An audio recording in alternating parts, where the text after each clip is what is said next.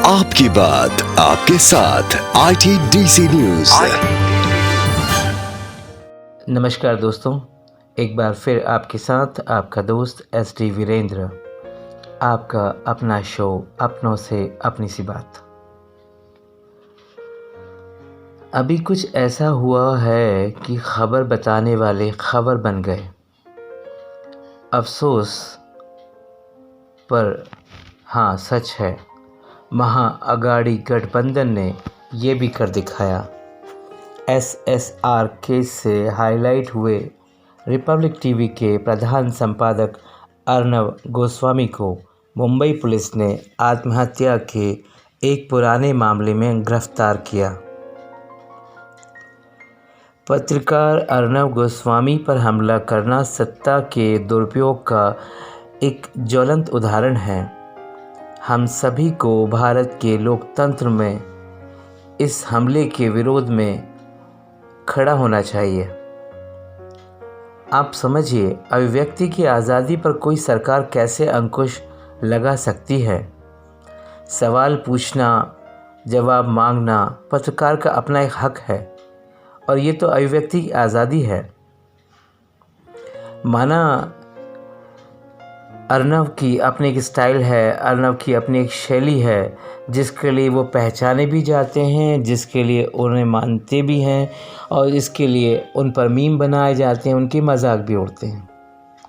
लेकिन ये उनकी व्यक्तिगत तरीका है, उस पर मैं बहुत ज़्यादा नहीं विचार विमर्श करूँगा, क्योंकि कोई किस तरह से अपनी बात को रखना चाहता है ये उसका तरीका है, ये उसका अपना प्रेजेंटेशन है।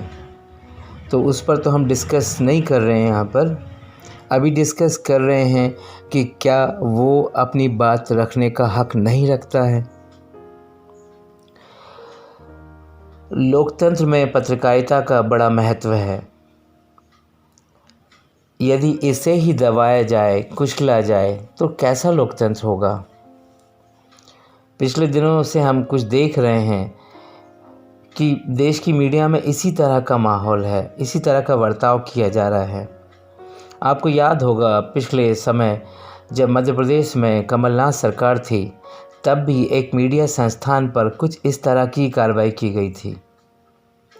वहीं छत्तीसगढ़ में भी भूपेश बघेल सरकार भी पत्रकारों पर हमले से ऊर्ज नहीं करती है और उन्हें विज्ञापन रोककर आर्थिक रूप से कमज़ोर करने की कोशिश भी करती है। यानी राज्यों की सरकारें पत्रकारिता की परिभाषा ही बदलने पर आमादा हैं। इस समय वो चाहती हैं कि मीडिया संस्थान सरकारों की गुलामी करें, जैसा सरकारें चाहती हैं वैसा ही मीडिया करे। समझने की कोशिश कीजिए कि जब अर्नब को लेने पहुंची पुलिस, तो वो AK-47 राइफ़ल के साथ पहुंची है। ऐसा मानिए, क्या वो बड़े आतंकवादी हैं? आप ध्यान दीजिए कि जिस तरह से लाव लश्कर के साथ सेना की पुलिस की फ़ोर्स वहाँ पहुँचती है, ये तो कुछ ऐसा लगा था जैसे कोई बहुत बड़ा हमले से फ़ाइट करनी हो, जिसके लिए सरकार ने व्यवस्थाएं की हैं।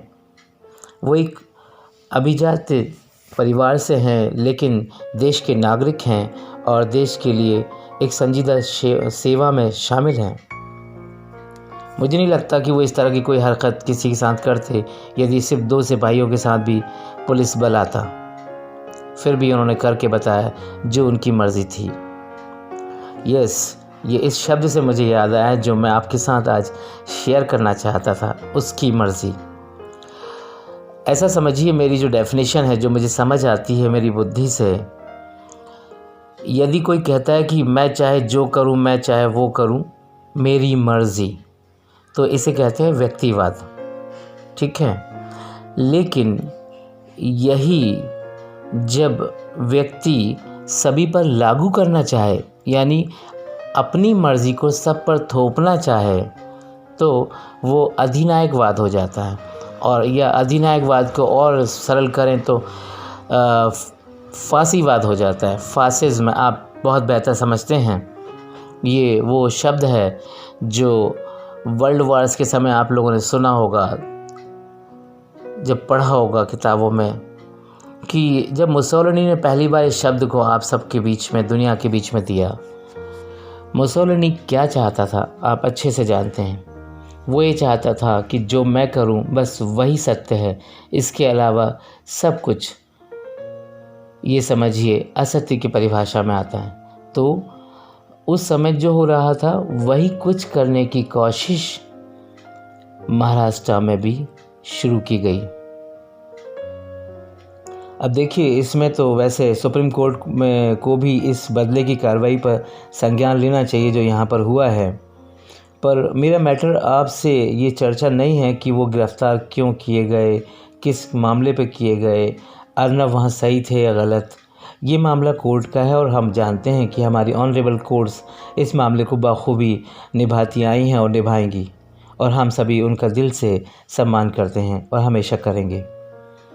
मामला ये है कि यहाँ पर ये कार्रवाई कानूनन कार्रवाई से ज़्यादा बदले की कार्रवाई नज़र आ रही है, और ये ऐसी घटना है जिसकी हम सभी को निंदा करनी चाहिए।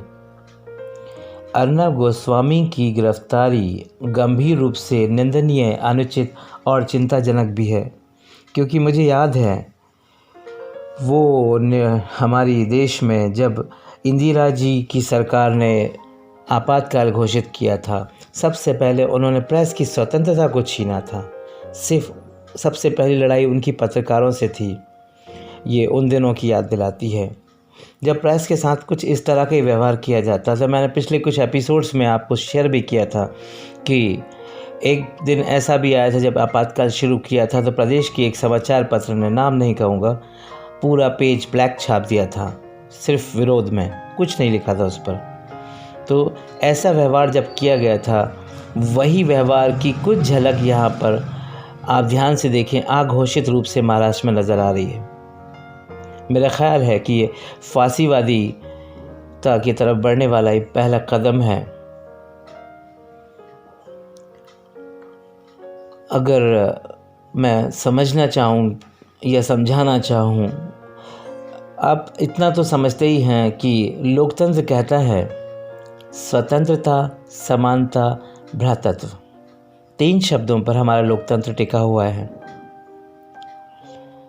वहीं जिस फांसीवाद की मैं बात कर रहा हूँ वो कहता है उत्तरदायित्व, अनुशासन और उच्च वर्ग का अधिनायकवाद। बस, यानी हमें सिर्फ और सिर्फ उनकी सुनना है जो बड़े हैं। इसे फांसीवादी कहते हैं, और ये प्रवृत्ति वहाँ पर हो रही है। किसी की नहीं सुनना, हमें जो आता है हमें वो करना है।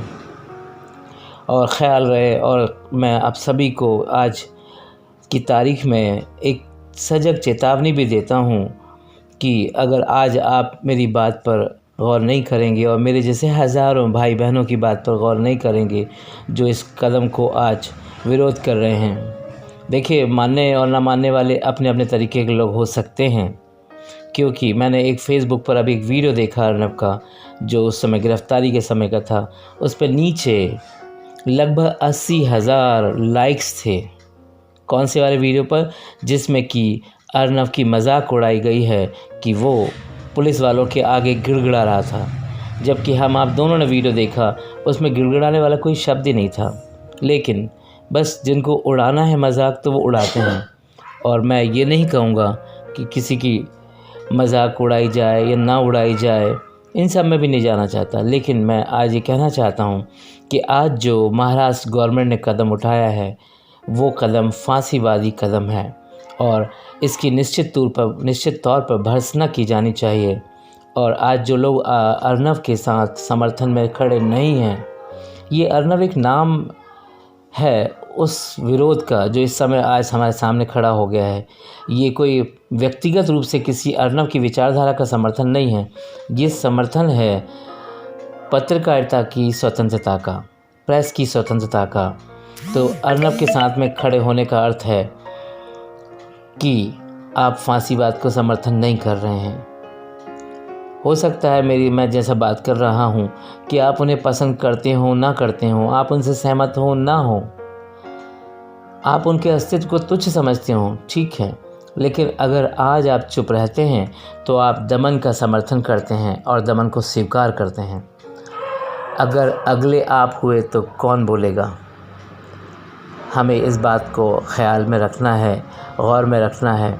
और ये देश हमारा है, हम सभी को भारत के लोकतंत्र पर इस हमले के ख़िलाफ़ खड़े होना ही चाहिए। प्रजातंत्र का ये चौथा स्तंभ है, ऐसा हम सभी मानते हैं। तो क्या हम आप उसकी रक्षा नहीं करेंगे जो हम सबकी रक्षा करता है।